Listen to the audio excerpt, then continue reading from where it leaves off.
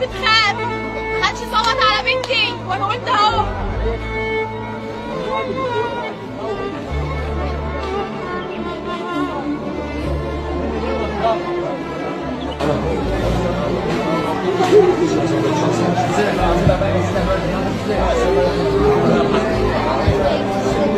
خطبت يا حبيبتي ما لقيتش تكمل علمها اللي عاوزاه، مستنيه انت تجيب بتاعتها يا حبيبتي يا بنتي.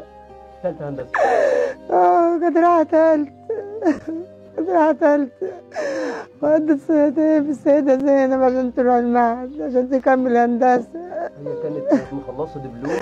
دبلوم صنايع. كان حلمها تبقى مهندسة دبلوم صنايع وطلعت الأولى واتكرمت وبعدين راحت المعهد واتكرمت برضه طلعت الأولى ودخلت هندسة. مؤسسينك علي جنبها هنا؟ ما جابت مجموع في الإعدادي قالت لي يا ماما أنا مش هروح ثانوي عام، كفاية إخواتي أنا هروح أنا صنايع عشان إن شاء الله بالمادة والمصاريف. تكلفة كبيرة كانت عايلة من المصاريف. عشان اخواتي.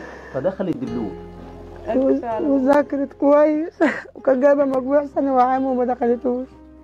خدنا عشان خاطر المصاريف بتاعتها أنا همشي أروح دبلوم.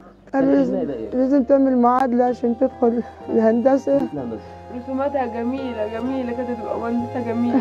رحت المستشفى لقيت واحد هناك من البوليس وبقول له عايزة أشوف بنتي، وراها لها على التليفون قال لي يا دي، قلت له بقول له النبي كويسة ولا عاملة إيه؟